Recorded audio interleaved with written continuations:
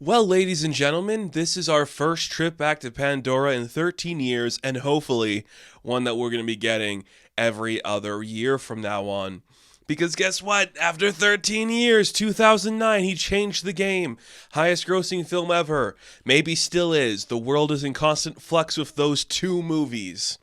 James Cameron said, I gotta dust off the old technology, make some new technology from it. And guess what? We're back in the world of Avatar. So it's Avatar, The Way of Water. Decade in the making, a story so important that Cameron needed to wait till the technology caught up in order to make it. Look, man, I'm not going to sit here and tell you I was the biggest supporter of Avatar when I was a young lad. It hit me around that time where I was just getting into film and franchise and all that stuff. And I was just like, okay, cool. I get it. I didn't see the movies it's ripping on, and I don't think it's like bad to be ripping on those. I always tell people everything you like is inspired by something else. Like nothing is truly original. So don't be mad if it's Pocahontas or Dancing with Wolves. Like that is just stuff. He came up with the idea in the 90s. Those were big movies back then. Get used to it. So I just always thought it looked cool. The alien designs were awesome. A big mech suit beating up a bunch of like bow and arrow guys. That's so cool to me. So it just hit me at the right age where I was always just obsessed. I was always just interested in the franchise. But I was also just like, they're not making another one of these, are they? There's no way the hype is there, because I was always just like, there's no way people still care about this. Not in like, oh, it has no cultural relevance, you can't even name the lead character. Just in terms of like, we have so much things now. Is there a market for the things that Avatar has to say? Now, here's the thing about this movie. I don't think it's saying anything more than your standard Marvel attire. It doesn't have like a deep message in the way of like the original one did, where it's like, colonization's bad. Using national resources is important. This movie does have themes like don't over hunt whales and shit like that, but it's more of just like, we have a world to play with. Let's play in the world a little bit. And I can't hate that. I like a good story where it's just clear cut who the good guys are and who the bad guys are. There's inner turmoil between the two ranks, but sometimes we don't need to like flesh out it more than like, yeah, the military people are the enemy destroying the natives of this land. Like it's simple enough where we don't have to over explain that. And I am impressed that this movie didn't try to like make its villains into like a sympathetic character. That's not a criticism for anybody that does to do that, but you can do one dimensional. It tries a little bit to show you like emotional range because it's all about like family and finding your true family and all that. But it's like, no, you don't need to do it. The military is bad. They're the evil ones, like literally burning houses because they're evil. I'm like, yeah, we don't need more than that. We get it. So don't over explain it to me. Which kind of works because, let's be real, James Cameron isn't the best at the dialogue stuff, and that's fine. I get it. I know what I'm here to see. So if like the dialogue's on the nose, everything else is helping that expand into something bigger. So I don't have any problem with that. It all works fine. The thing about this movie and the truth about this film is that it's actually really good.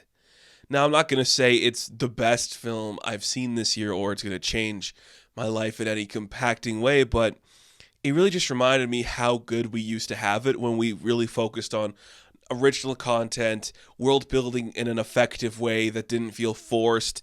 We focused on technology and actual filmmaking as opposed to getting you to the next feeling or having the feeling be false. This feels like such a genuine film with real ideas put behind it, not just on screen, because, yeah, the writing is a little on the nose, but like just behind the scenes too, where it's like, oh, we're going to be doing stuff we've never really done before, because have you really seen water look this good on screen? I would argue you haven't. And that's the thing about it too. It's just one of the most beautiful films to come out this year. Now, I'm somebody who does not enjoy the 3D experience, especially when a film is clearly not built for a 3D experience.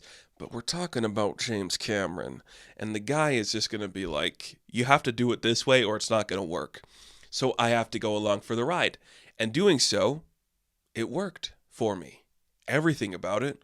ended up looking beautiful. The colors were beautiful. The frame rate was beautiful. There was a couple moments where I was like, oh, that's kind of slick in a way. I'm not sure the theater I saw it on was able to project it properly. Maybe that's going to have to be something I look at later in different viewings. I definitely want to see this in more definitions because I did see it in IMAX. I'm hoping there's other conversions I could see it on, maybe a better screen, but there's sometimes where I'm like, oh, that's a little video gamey, but not like the bad side of video gamey where it's, you see a scene from a big movie where everything just looks rubbery and slick. This just looks like, oh, I don't think it's framing properly, and the rates we're doing this at aren't catching up with everything else around it, which is just hindrance of the technology. You can't really fix that.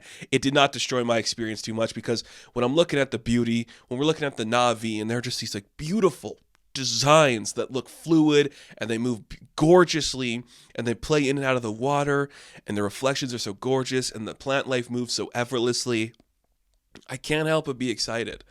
And look, it's going to be a cliche thing to say because I know I do a lot of this, so I do focus a lot on the visual effects and where the scenes don't look good and when things are edited bad. But you can really feel like the leg up from the standard of other films that use a bunch of VFX, and that's not a criticism of those films. You just feel like that's one of the driving forces to make this one matter. And it does a really good job presenting those. I can't describe how beautiful the oceanic shots look. They are just so flawless and powerful, and everything about Pandora still looks beautiful, and it's so gorgeous, and we just get right into it. It's like, don't beat around the bush. And that's the thing about Cameron. He's like, you know what Avatar is. Body people. Get over it. Big fight coming. And it's really good. And that's the thing, like, it knows how to expand its world just a little bit better than other people do. Because it's a simple story. The military is like, we're going to kill Jake. We need to, like, make this planet, maybe New Earth. We're going to go kill him. What ensues is he tries to protect his family, which I like to see. Normally, when you introduce, like, here's the legacy coming on, you're going to get annoyed. Because it's so hard to do, especially from a company like Disney. And that, look, this is not a thing about wokeness or diversity or any of that stuff, but Disney is so transparent in how they are trying to push a certain new character onto you through the vice of the old character. They do that very, very mechanically a lot of the time. This movie, it is Jake's story. It is kind of Natiri's story. She takes a back seat, which surprised me a little bit for most of it. But we focus on the next generation. Not only their kids, but other kids adjacent to them. And it's like, you didn't have to do that because they're not human characters. So you don't have to, like, age them, but you did age them in real time. So they have characters that have aged since the events of that, which is a really smart idea because then it feels like we're not just doing a direct sequel. Like, I think The Incredibles messed up by just doing that. This is just more like, oh yeah, no, something happened now. Events are happening now. Like, they lived a life and they were happy, and now things are hitting the fan because consequences are coming back to rear their ugly head. And that's kind of cool. I'm like, yeah, I buy that. I know Cameron wasn't the sole writer on this. There is other credited writers who definitely understand how to tell a world story where it's like, oh yeah, it's not just these characters. There's actual minor characters that have to have the moments happen, other things that need to be transparent. I love this new culture of the Na'vi we see. I don't know the names of the aquatic-based ones, but it's such like the simplistic change of the design where you're like, oh yeah, that's exactly how evolution would change these people to adapt to their environment. A longer tail, a stronger tail, bigger forearms. That's really cool. I also like how they don't explain how, like, the stuff underwater works. Is like you could just hold your breath for a long time, or you can wear like a jellyfish. I'm like, yeah, I'm on board for that. It's cool. It's fun. And yeah, save the whales, man. They want to nuke the whales because we got to nuke something, but we got to save the whales. That is a good 40 minutes of this movie is Jake's son saving a whale. And I'm like, I wish I could say this was bad because it would be so annoying, but they're doing a great job.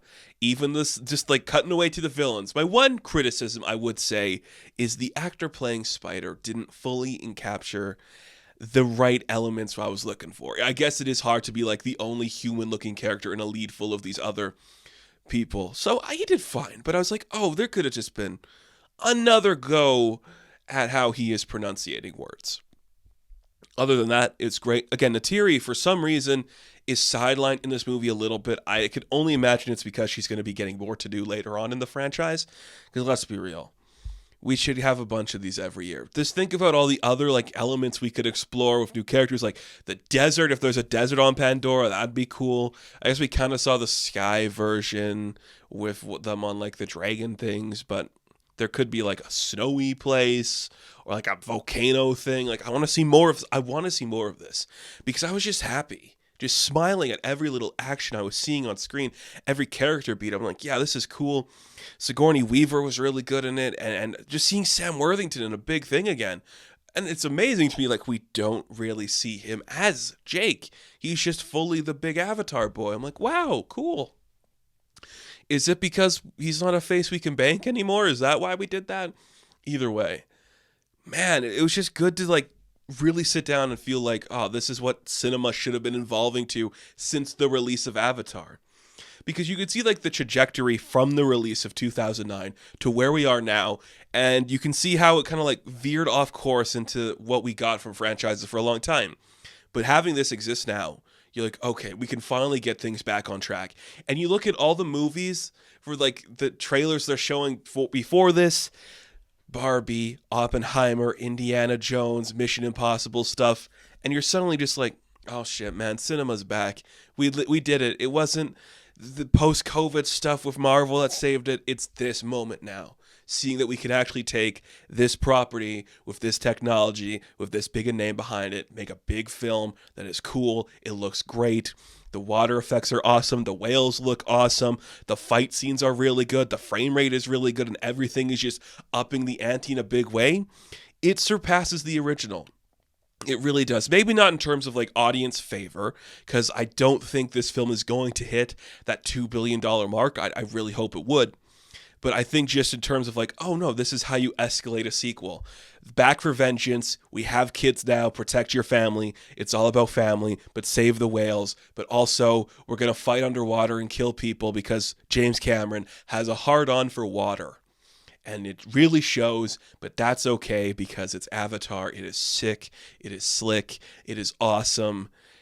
It's a great experience. And it's one of the rare films where I'm like, I really wish this was longer because I just want to spend more time in this world.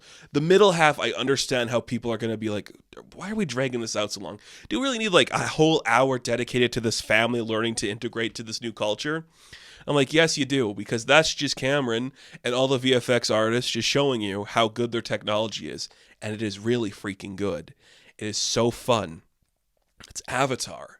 I've never been the biggest supporter of the franchise, but I can safely say this film is one of those ones that inspires you to be like, oh yeah, this is what it's all about. This is movies, right? This is what movies do.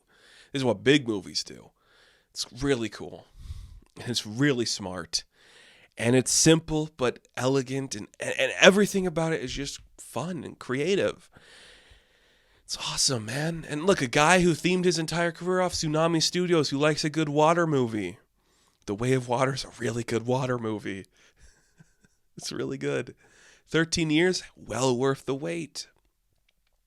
So Avatar, The Way of Water, number 2 in a franchise that Cameron says will go on till he's dead. I'm going to give a 9 out of 10. Now, thank you guys for watching this review. Be sure to like and subscribe to the channel. As always, you can check me out on Instagram, TikTok, and Hive. And I will catch you guys in the next one. Have fun. Stay safe. I don't know what the Na'vi thing is. Is that it? It's something like that. Toodaloo. The kids were sick. Kids were good. Amazing. Sigourney Weaver was a teenager.